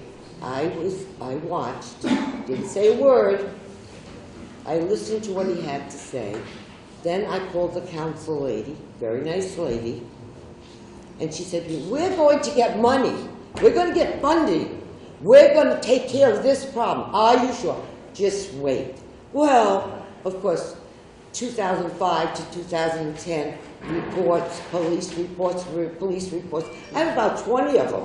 But what was the problem? About the water, the drain, not being done. 2010 comes, my house gets condemned. The only reason I'm here is because I happened to ask the firemen to please leave their pump so I can push all the water out of the cellar. And they came back and they said, Joan, don't touch anything. I said, I have an appointment in Newport, a nursing position. Don't touch a thing, you're going to get electrocuted. Come with me. He took me out of the house. We got our house back again. Got it all set up. I talked to the insurance commissioner, Mr. Boise. I spoke to Amika. Mr. Toy. What was it? It was Joe Toy. No, Boise. Boise? In 2010. Ray Boise was a complaint handler for Oh, the okay. Department of Business Regulation about 10 years Right. ago. Very nice man. So anyhow, so forth and so on. The end result is 0. So when I heard about this bill, I said, absolutely. Because I tell the truth, and I'll say it anywhere. And when Representative Moran spoke to me, I said, I'll come. But I can't bring my 150 pages, excuse me. And I can't speak for hours. So I just want to say I approve 105% of this bill. Thank you. Any other questions for Joan? So what is the procedure? She's just brought forth this issue. Whether we're talking a workers' complaint, whether we're talking any other type of insurance complaint that someone has that they bring, how do you go about making a determination? Who else is out there, and what is the recourse that someone has?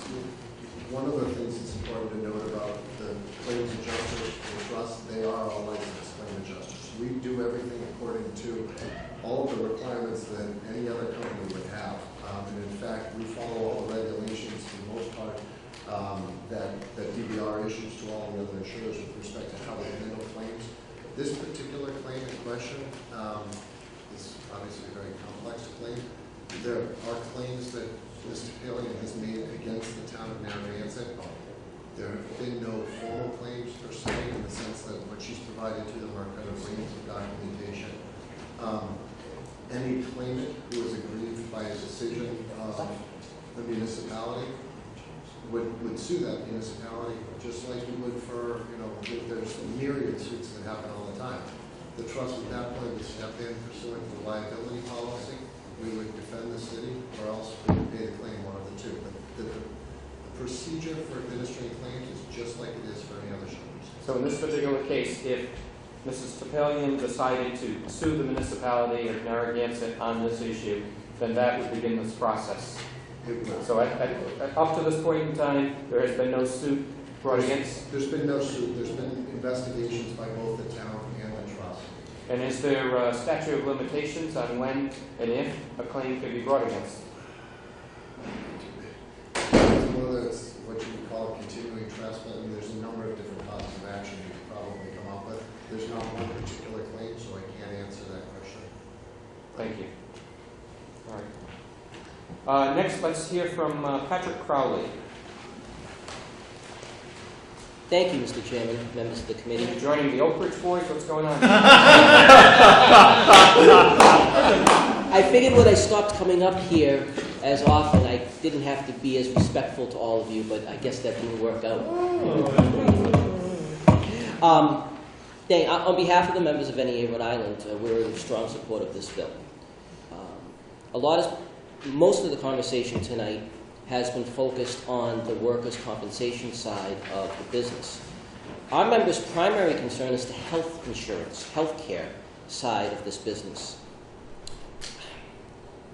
Mr. Ridlin, who's been very helpful to me personally on trying to get a lot of information together for this and other projects as it relates to health care in the state, mentioned very briefly that there are actually 3 different trusts in the state. The Interlocal Trust, which is the largest, WB Community Health, and then the third one is RMIC, the Rhode Island Municipal Insurance Corporation.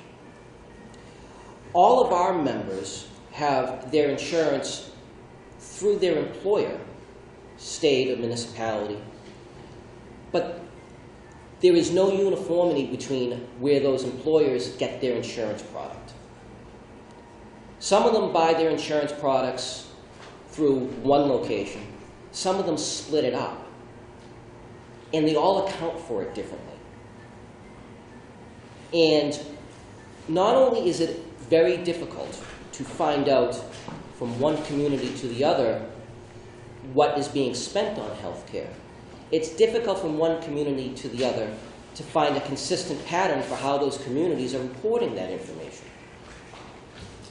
Now, this might not have been as important to our members as it was 10 years ago, 15 years ago.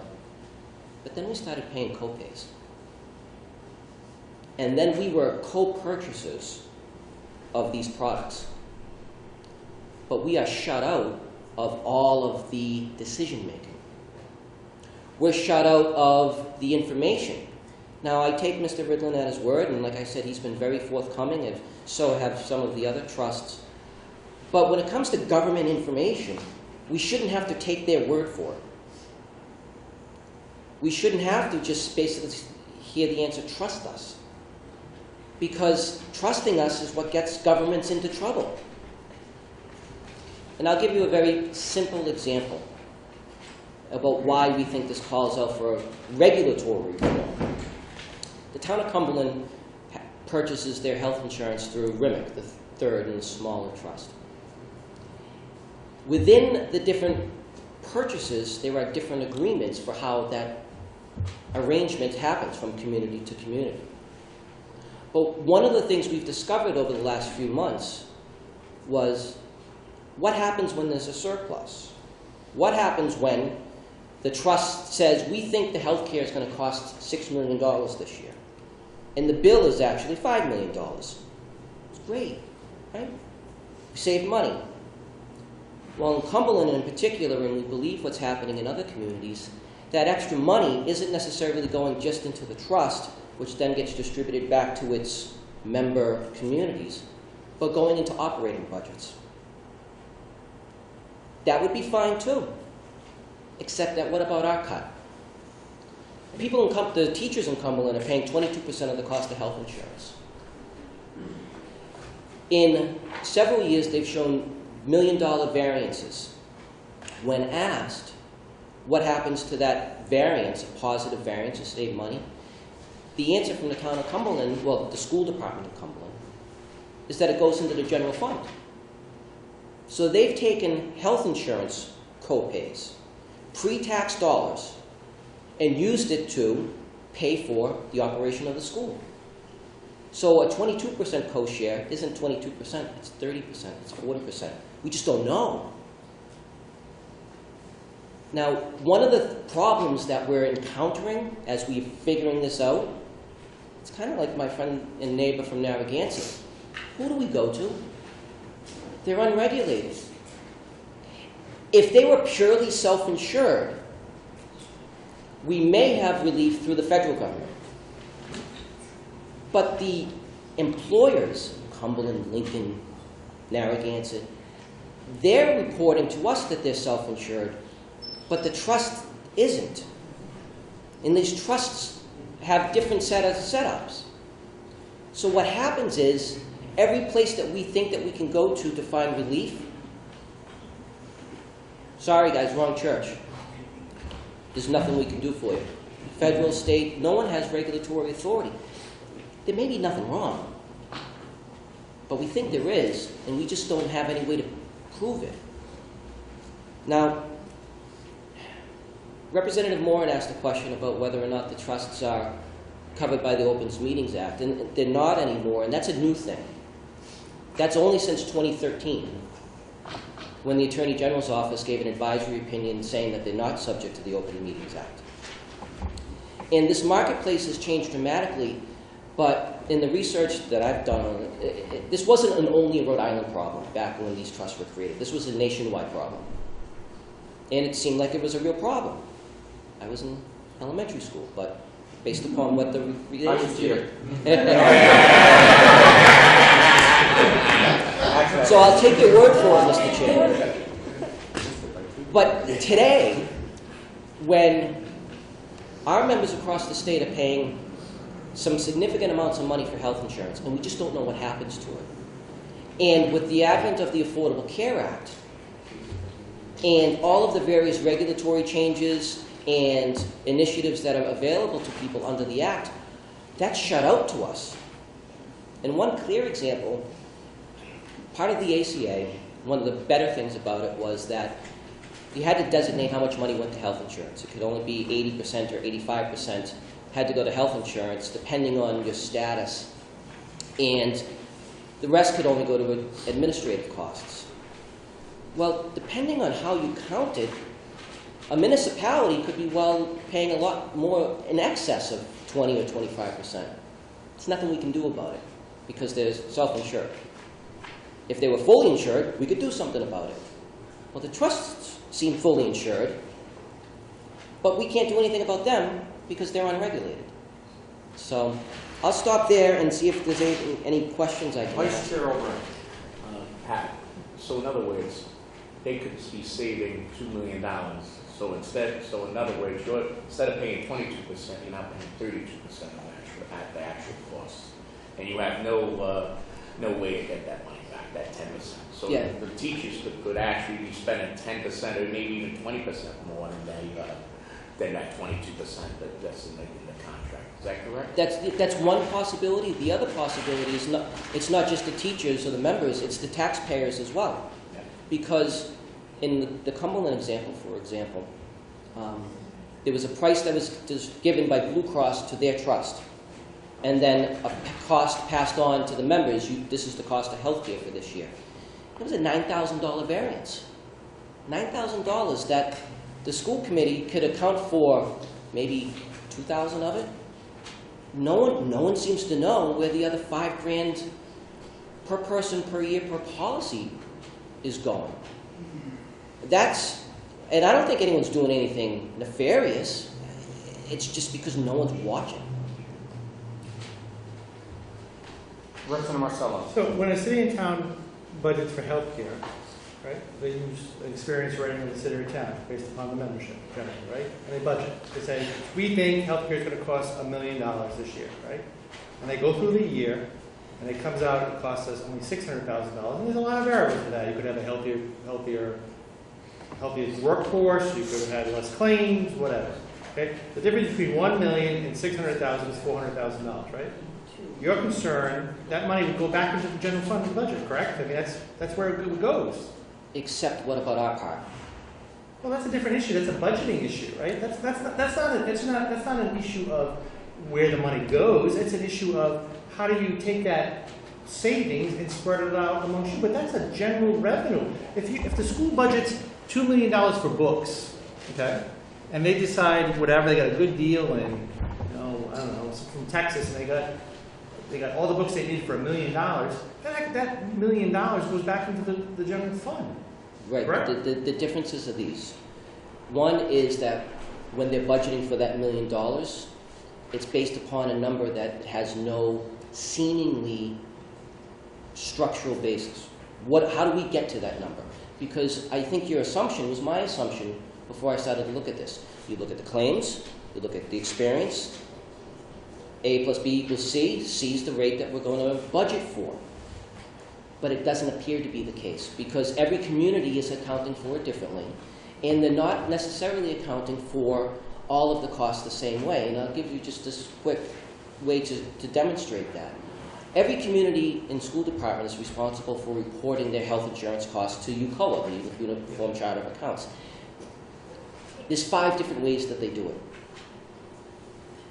Woonsocket might do it one way, Coventry might do it another way, Situate does it a 3rd way, East Providence does it a 4th way, and they're all accounting for it differently. And that information doesn't match the information that we're getting independently from the schools and the cities or the information that we're getting from the various trusts. So there's 4, 5, 6 different versions of what that, well, we budgeted for $1 million. The second part of that is when you budget for school books, the community pays for the school books. So if they get a cheaper price, great, good for the community. When they budget for health care, they're including our cut, our share in the budgets. Some of them, not all of them. But your bill would have nothing to do with that. This bill has nothing to do with that issue. It's a budgeting issue. Like I can tell you that in Woonsocket, we net out the co-pays from the appropriation. So we know healthcare is going to cost this, $1 million, we net out 20%, whatever that comes to be, and we say the taxpayers need to pay this amount. Great. Now, when we're negotiating with, I don't think we have it with the trust, but when we're negotiating with Blue Cross Blue Shield, we damn well press them to give us the backup for why our rates are, why they're going to be. And I don't know, I'm sure they do the same thing with the trust. I mean, the trust has to, every municipality goes around and shops for the best health care because it is an expensive, one of the most expensive things in the labor cost. So I think you're wrong to assume that there's not a pushback from the city or town to figure out, you justify why our premiums are going to be this year when last year they weren't. And the information that we're gathering shows that what that conversation is relates to top line numbers. Why is it that this cost is going up this year? Well, the claims are up. Well, how come at the next year the claims drop substantially in a downward trend? I understand that when they want to budget this, they want to plan for the worst. But to do that consistently with no regulatory authority to say it should be 10% more, it should be 7% more, or why is East Providence doing it this way, but Woonsocket doing it this way, especially when the funding formula is designed to have money follow the child, and part of that is health insurance costs. What I understand the bill to do isn't just to simply require the trust to make the information that's not publicly available. It allows the department, it allows DBR to regulate them. They're going to have to establish what those regulations are. And if part of those regulations are transparency, great, but if part of those regulations are, what do you do with surplus health care money? Especially money that was taken out of employees' pockets pre-tax and is now not being used for health insurance costs, but is being used for snowplows, is being used for books. But that's a town issue, right? That's a town. If you're budgeting $1 million for healthcare and you come in with $500,000, that $500,000 accrues to the town. And then the city or town decides how to spend that money. It's a savings. It's a savings of the... anyway, I agree. I'm sympathetic to your plight, and I think maybe... I don't think this bill does what you think it does, number one, but I think you're looking for... I think you're looking for more transparency in a town's budget process than you are from the transparency from a trust or from a provider. So if someone who sits across the table from insurance providers, I can tell you municipalities push hard to figure out, you're charting an 8% increase in our health care. I want to know why. And show me the information, whether it's the trust who does it, or Blue Cross Blue Shield, or United Healthcare. Those conversations are had. And if that's not information that's not being shared with you, I'm happy to share it with our union in Woonsocket. I'm happy to share with anybody who wants it. So, we have any other questions for Pat? Thank you. Thank you. That concludes testimony on this. We're going to hold it for further study. Let's take a look at Representative Corvesi's bill next, which is bill number 7159. All the people who are signed up are in opposition to this, so I expect this is going to go relatively quickly. The act would prohibit utility rate increases in excess of 2.5% over any 24-month period. We heard this legislation last year. There are substantial issues related to this piece of legislation. Let's begin with Michelle from Verizon. Hello, Chair, members of the committee. We've already provided written testimony why we're in opposition to this. Basically, we're already regulated by the Commission and the Division of Public Utilities under the A4 plan that was established in 2006. If you have any questions, I'd be happy to answer them. Any questions for Michelle? And again, she has a letter in your packet here. Thank you. Thank you, Michelle. Tom, you want to speak on behalf of PUC? Cynthia provided us a letter. Mr. Chairman, yes, Tom Kogut from Division of Public Utilities and Carriers. My colleagues at the Commission did weigh in on the issue in opposition. I have read the letter and I agree with the points being made there. I can say that there are myriad tariff provisions that apply to gas and electric utilities, whether water utilities, NBC, and whatnot, that would almost necessarily have to exceed 2.5% to either meet statutory requirements here, in the case of NBC, federal requirements for wastewater treatment, CSO development, and the like. Any questions? Thank you. Chris Boyle signed up in opposition for Exelon. I don't know. I haven't seen Chris today. Joan Milas, on behalf of Mike Kirkwood from Pasco, there's a letter in opposition. Joanne Massaroni from Narragansett Bay Commission. Is she here? No, not here. In opposition. Frank McMahon for National Grid. Frank may have gone home already. In opposition. Patty Octo for AT&T. I saw her in the other room. And I'm sure. Yeah. So basically, everyone who signed up on this is in opposition. We will hold that bill for further study. And finally, we'll get into Representative Casey's bill. Ooh. Yes. Wake up, Steve. Yes. But for that, Steve, will. Good evening, Chairman People. I remember the days when he used to be on this committee. This bill is an act which would require the health insurance policies include coverage for TMJ. Yes, temporomandibular joint disorder is a somewhat debilitating problem that many people suffer from. It's essentially the temporomandibular joint is located in the front of the ear where the skull and the jaw bone meet. You guys, I did pass out there is a handout for each of you, but I'll briefly describe it. This bill has been before us, I think, for the last 3 years already. I introduced it my first year in session at the request of a constituent. There are quite a few members of the House who actually suffer from TMJD, and I believe I'm an undiagnosed sufferer myself. I get my jaw to pop quite often. It's a very debilitating and painful at times issue. So that's not from Katie hitting you in the jaw? Yeah. Chairman, never.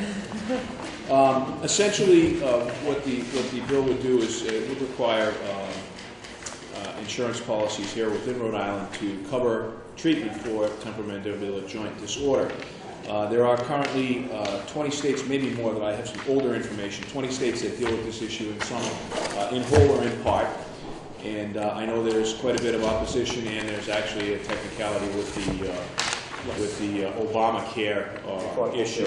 Yes. So I'm doing this basically as a due diligence for a constituent of mine, and I appreciate your consideration on the bill. I will turn it over for questions to all of the people who are opposed, because I believe we don't have anybody who is testifying in favor of this bill at this time. So again, under the Affordable Care Act, this would be a new mandate. As a new mandate, the state of Rhode Island would become responsible for having to pay for all of the costs of implementing the coverage of this, which we don't know how much that would be, but it could be a substantial amount of money.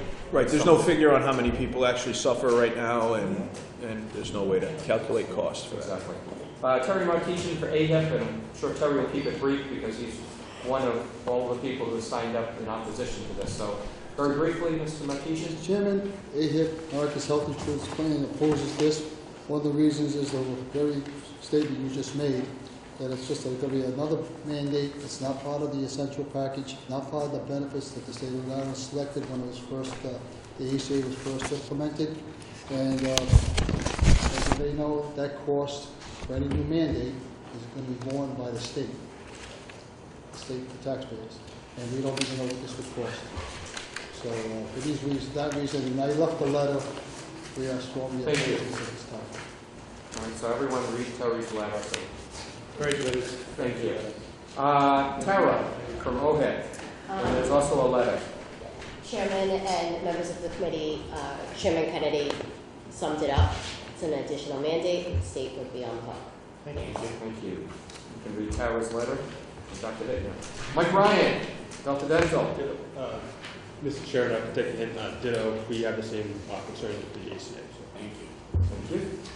Sean Donahue. Did Sean already go home? Wow. Gone home. He said ditto. Sean said ditto for Blue Cross Blue Shield. We had Bill Lynch who had signed up. He got signed up. For United Health. Who's going? And Bill also in opposition. All right, that concludes testimony on this bill. So, Make a motion to adjourn. we have a motion and a second. We are adjourned.